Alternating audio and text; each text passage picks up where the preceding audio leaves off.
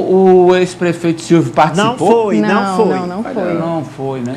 Não foi. Vamos com Cíntia Lages, Brasília. Depois eu tenho informação de Cíntia. bastidores, viu? Dessa Há reunião. uma possibilidade muito grande do doutor Silvio Mendes conversar com o senador João Vicente. E se o Silvio aceitar ser visto do João Vicente, eu acho que agora o João Vicente vai. Olha o Silas trazendo aí. Essa informação é nova. O Silvio estaria de longe, olhando aquela coisa e etc. Mas conversaram com ele e ele disse: rapaz, se o candidato for o João Vicente, é um candidato forte. Pelo PSDB. Pelo PSDB. E aí o Silvio entraria de vice pelo União Brasil. Pelo União Brasil. Pronto. E aí como é que fica o progressista? A Bárbara? Na verdade, eu acho que o problema é ela, né? Porque já disseram que ele aceita o Luciano, serviço do Luciano, agora do João Vicente. Só não aceita mas dela não. Vamos agora ao vivo. Calma, Marina, agora eu tenho que ir. O problema não é ela, Cíntia é Lages, a gente volta. Cíntia Lages ao vivo, Brasília, chama lá, Cíntia, boa tarde. Boa tarde, os telespectadores, colegas que estão aí no estúdio. Ô Cíntia, a CPI volta e há uma ideia de acariação entre Bolsonaro e Mauro Cid? Isso foi pedido pela senadora Elisiane Gama, né? Mas é cada vez mais difícil que isso aconteça, principalmente depois desse processo de delação do tenente-coronel Mauro Cid, e há um propósito dos integrantes da CPI de deixar o depoimento dele, ele vai voltar à CPI, isso já foi aprovado para a reta final, quando os debates estiverem exatamente já sendo concluídos. Por quê? Exatamente para não atrapalhar esse processo agora de delação, que é um processo que é considerado importante, relevante e que já oferece elementos importantes que acrescentam muita coisa, inclusive do envolvimento do ex-presidente aos investigadores da Polícia Federal. Um outro assunto referente à CPI também é que foi desmarcada, estava confirmada para amanhã, a oitiva do general Braga Neto, que é um nome também importante, ou era um nome importante, da confiança do ex-presidente, mas foi cancelado o depoimento do Braga Neto, não foi marcada uma outra data, e esse cancelamento ou essa suspensão acontece exatamente num dia em que é divulgada mais uma acusação envolvendo o Braga Neto, de que o Ministério da Defesa, sob o comando dele, teria conseguido fazer uma manobra que ludibriou o Supremo Tribunal Federal, naquela época em que o Supremo impediu a liberação do orçamento secreto, e aí, através do Ministério da Defesa, um programa que destina obras de infraestrutura para o Norte, Nordeste e Centro-Oeste, Braga Neto teria liberado R$1 bilhão para os parlamentares. Uma forma aí de, repito, ludibriar a decisão do Supremo Tribunal Federal. Então, esse cancelamento acontece exatamente nesse mesmo dia em que essa informação foi divulgada. Ainda no mesmo tema, vamos à manchete da Cíntia, Ari, por favor. Trata sobre Anderson Torres, também investigado nos atos golpistas e também já fez depoimento à CPI, ficou calado lá. Olha aí, Ari. Celular de Anderson Torres tem Lula enforcado, intervenção golpista e flechadas no Supremo Tribunal Federal. Cíntia.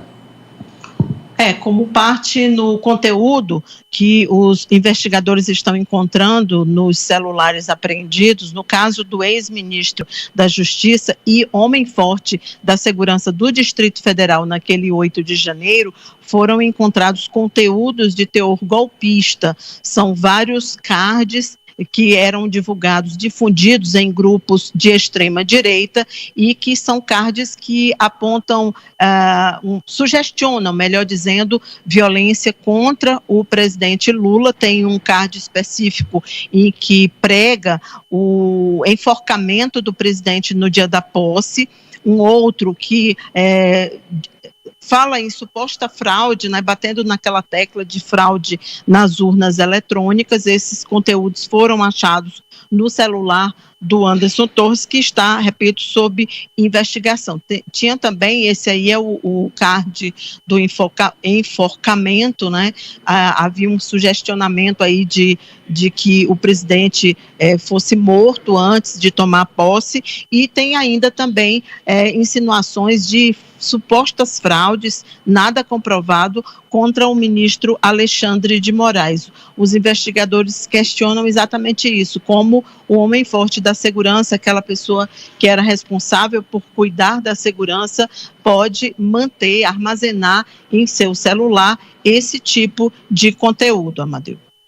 Vamos, então, ouvir aqui os jogadores, lembrando que tudo fruto das apurações da Polícia Federal. Os investigadores da Polícia Federal estão extraindo estes dados do celular de Anderson Torres. E com muita luta, com muita dificuldade, porque o Anderson Torres, quando viajou para os Estados Unidos, ele disse que perdeu.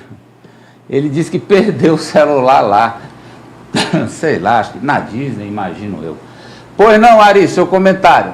Amadeu, eu acho que no caso do ex-ministro Anderson Torres, desculpe com o perdão aí do trocadilho, mas ele está enrolado até o pescoço, né? Para usar a imagem que a gente acabou de ver. Só confirma o que a imprensa, o que as investigações já apontavam, que ele participou não apenas por omissão, mas também fazia parte do núcleo que engendrou, que pensou, que tentou executar um golpe a partir da derrota do então presidente Bolsonaro nas urnas. Ele não foi só conivente, ele não foi um coadjuvante, ele não foi um participante de segundo time, não. Ele estava lá na linha de frente do golpe. Silas. Rapaz, se você for olhar meu celular aqui, tem conteúdo de tudo que é de coisa. Você não é ministro da Não, Justiça, mas eu nem sou, secretário eu de sou homem Segurança do público, Distrito Federal. e quando eu era deputado federal, as pessoas também enviavam as coisas para mim. Eu acho uma pena a Polícia Federal estar gastando o meu dinheiro querendo ver pôster que roda em tudo quanto é de celular. O Anderson Torres, eu acho que ele foi omisso no 8 de janeiro. Aquela viagem dele não me explica. Mas daí, tá pegando pôster do cara, vai ver meu celular aqui, o tanto de molequete, de sacanagem, de saliência que os caras mandam para mim, sacanagem. Como é que se você for abrir meu celular aqui, você vai me incriminar pelas coisas que mandaram para mim. Eu recebi um monte de coisa desse 8 de janeiro. Vamos para Brasília. Eu digo, meu amigo, os aviões não estão levando de graça, o que diabo é que eu vou fazer em Brasília? Quer dizer, você recebe essas postagens, agora eu vou te contar. O que a polícia está dizendo é que ele não é que ele recebia, ele... Porque ele era ministro, ele era secretário de Segurança. São duas situações. Primeiro, ele é ex-ministro, e são da época ainda de que ele foi ministro, tem postagens. Até porque não foi muito tempo. Mas eu acho que devia... E dois, e ele era secretário de Segurança. E três, ele repostava, ele mandava essas postagens aí para alguém, para outras pessoas. Eu mando. Você também manda? Não, se me mandar sacanagem, rapaz, tu viu isso aqui? O que é que tem? Pô, Marta. Não, eu acho que está errado, viu? Mas eu acho que estão. Eu quero saber o que é que vão realmente criminalizar o Bolsonaro. Se é porque ele está liso e teve que vender aqueles relógios que ele achou que era dele, ou se é pelo golpe. Porque querem criminalizar o cara, porque o cara está com 25% da opinião pública ainda, um empate técnico com o atual presidente. Eu não votei nesse cara. O negócio da vacina, eu fiquei puto com ele. Agora, tem um detalhe. Vamos logo criminalizar o cara. É porque o cara dos relógios que ele vendeu, porque o presidente que sai ali, o cara que vende relógio, presente que ganhou, é porque saiu liso. Olha, Amadeu, eu acho que a situação do ex-ministro da Justiça está complicada. E não só por conta dessas mensagens, isso aí é um a mais, né, um agravante na situação dele, mas principalmente por conta da minuta do golpe que foi encontrada com ele, que aí sim também é um conteúdo, um material que pode sim incriminá-lo e deixar ele numa situação ainda mais complicada perante a justiça. Agora, eu também não acho que é correto que ele contém esse conteúdo no seu celular ou que compartilhe, pior ainda que compartilhe, né? Mas, Amadeu, infelizmente, esse tipo de mensagem a gente vê comumente em qualquer rede social que a gente abre de alguém que enfim, extremista e que propaga esse tipo de mensagem violenta sem critério nenhum e, enfim, Infelizmente, a gente vê isso com muita frequência, o que eu não acho que deve ser normalizado. Pois não, França? Eu acredito que não dá para naturalizar que homens públicos se comportem dessa maneira, especialmente quando estava na função de ministro da Justiça e posteriormente como secretário de Segurança Pública do Distrito Federal. Então era esse homem que compartilhava publicações de teor golpista que estava na liderança, na defesa do Distrito Federal nos atos do dia 8 de janeiro, que ele nem estava lá. Na verdade, ele antecipou as férias, havia acabado de assumir como secretário de Segurança Pública do DF e resolveu ir para os Estados Unidos, além, claro, da minuta do golpe que foi encontrada junto a ele. Então, para mim, o Anderson Torres, ele não é inocente em relação a isso. Essas mensagens só ajudam a corroborar, e homens públicos em cargos estratégicos, como o que o Anderson Torres tinha, tem que saber se comportar da maneira correta, da maneira ilibada e compartilhar esse tipo de mensagem. E além disso também desinformação, porque ele replicou uma série de mentiras envolvendo ministros do Supremo Tribunal Federal, revelam muito também sobre o caráter do Anderson Torres. Então ele tem sim que ser investigado, responsabilizado, e a situação dele só piora. Cíntia, vamos falar agora sobre guerra cultural. Guerra cultural. Um dos temas aí que mobiliza as redes é liberalização de drogas, divisão entre usuário e traficante de drogas. O Supremo está votando, está suspensa o julgamento. O Senado, o presidente Pacheco disse que vai deliberar sobre o tema. E há movimentos que estão tentando fazer pressão nessas decisões. É isso. Na verdade, o presidente do Senado, Rodrigo Pacheco, já protocolou uma proposta de emenda à Constituição que criminaliza o porte de drogas, incluindo maconha, em qualquer quantidade. Isso vai contra o que o Supremo Tribunal Federal já definiu em maioria, de que há uma determinada quantidade. O Supremo delimitou essa quantidade que pode ser criminalizada. Então, esse é o cenário hoje jurídico. O Supremo está votando, já formou maioria, 5-2, e agora o Senado Federal, que está nesse embate com o Supremo, propõe essa mudança à emenda à Constituição. Em contrapartida a tudo isso, a gente vê uma sociedade cada vez mais interessada nesse debate, mas sob o ponto de vista que ele deve ser visto, o da saúde pública. Aconteceu pela primeira vez em São Paulo a Expo Cannabis 2023, o evento que foi realizado pela primeira vez nesse final de semana, sexta, sábado e domingo, e reuniu nada mais, nada menos do que 25 mil pessoas, além de palestrantes de 10 países. Lá estavam 140 marcas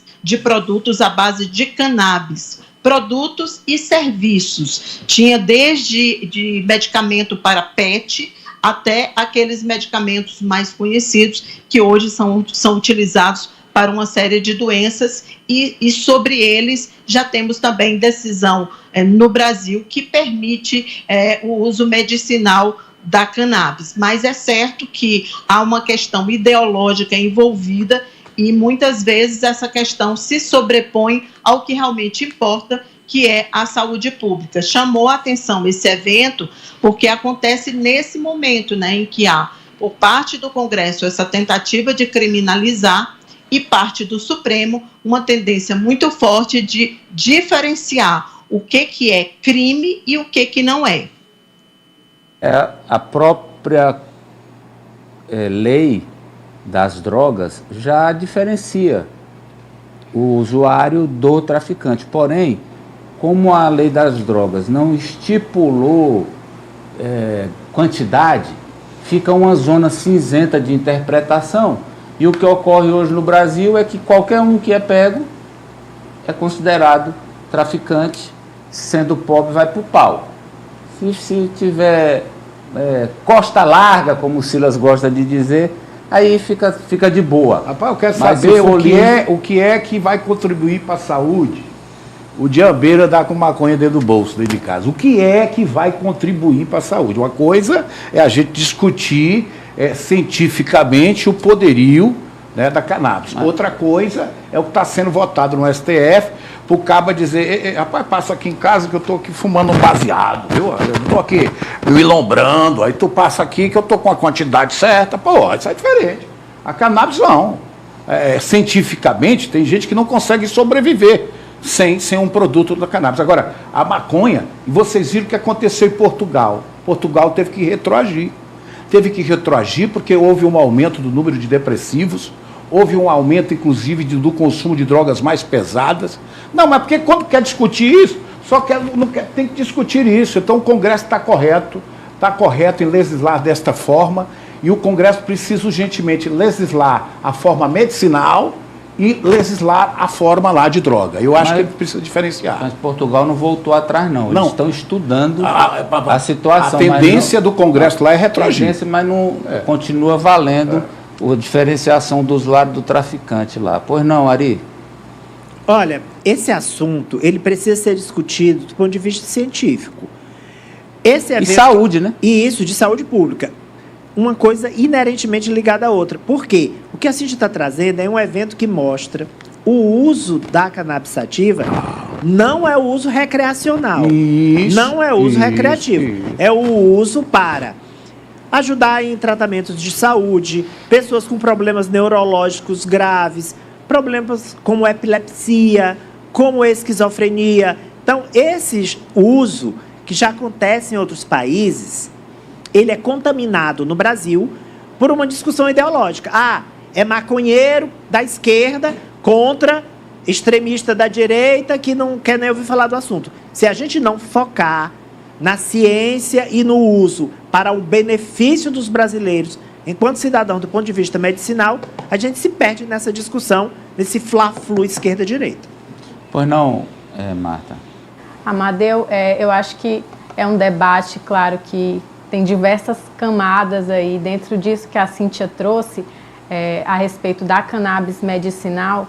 Eu acredito até que uma coisa não esteja desassociada da outra, a descriminalização com a facilidade do cultivo da cannabis medicinal. Acredito que com a descriminalização, além de o usuário não ser mais tratado como um traficante, ainda vai haver a facilidade do cultivo para essas pessoas que realmente precisam da planta para uso medicinal. E aí a gente tem diversas doenças que são tratadas com a cannabis, inclusive a esclerose múltipla. Enfim, são diversos os benefícios da planta que eu acho que com a descriminalização seriam facilitados. Hoje, para uma pessoa cultivar a planta em casa para se tratar com ela, é preciso que ela entre na justiça, é preciso que haja uma série de fatores aí para que ela possa ter esse acesso à planta.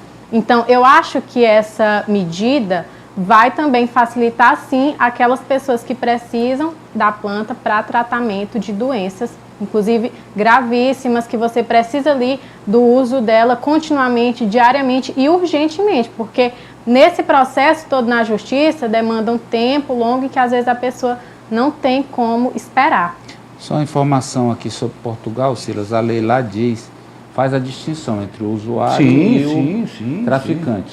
Sim. O traficante é crime e o usuário é um ato ilícito. E hoje está sendo estudado... Se ele leva até 25 gramas, se ele é portador de até 25 gramas da droga. Eu estou lhe dando números que lá piorou. Lá aumentou o consumo de drogas mais pesadas. Estou lhe dando um número porque eu estudo Portugal e o Chile desde 2017, quando fui deputado federal e era da bancada de segurança. Amadeu, essa discussão sendo protelada só beneficia os traficantes, que continuam lucrando bilhões de reais com o tráfico de drogas, enquanto o nosso Congresso segue contaminado por uma discussão ideológica. Você citou a lei sobre as drogas, eu acredito que tem que sim se discutir a questão da quantidade, tem que se discutir a questão de um imposto para que inclusive também auxilie no combate ao tráfico de drogas. O que se vê é um debate totalmente contaminado pela ideologia que muitas vezes prejudicou inclusive a aprovação de leis relativas ao uso medicinal da cannabis. Eu me recordo que inclusive aqui no Piauí o deputado Zisa Carvalho chegou a apresentar uma lei nesse sentido na Assembleia Legislativa, que teve que ser retirada pela desinformação, porque acreditavam que era uma lei para liberar a maconha, e o que não era para o uso medicinal da maconha. Posteriormente, teve uma discussão também na Câmara Municipal de Teresina, uma lei da vereadora Eusuíla Calixto, e é a mesma dificuldade. Até quando se discute a questão do uso medicinal da cannabis, esse debate ele é contaminado por essa questão ideológica. Então, o que tem que se fazer? Tem que se discutir com todos os atores da sociedade, trazer a informação correta, clara, tirar as pessoas dessa escuridão ideológica e discutir com afinco e seriedade essa temática, porque o nosso Congresso agora que começou a discutir isso, porque é um Congresso frouxo, deixa toda a discussão para o Judiciário, toda a discussão para o STF, discussão relativa a drogas, discussão relativas a pautas LGBTQIA+, tudo vai para o Judiciário. Depois tem parlamentar que diz que o Judiciário quer atropelar o Legislativo. Mas se o nosso Legislativo é frouxo e não discute com seriedade, cabe ao STF discutir. Cíntia, você ainda tem informações? Então, eu queria só lembrar da importância de o país ter liberdade, ter ambiente para discutir isso, para a gente discutir isso na TV, para a realização de um evento. Eu acho que esse é o grande passo que precisa, como disse o Franz, é uma questão de saúde pública e não cabe aí, nesse momento, você transformar isso num palanque político de ideias de extrema-direita. Obrigado, Cíntia. Até amanhã. Até amanhã. Olha só, bem-vindo ao mundo de excelência do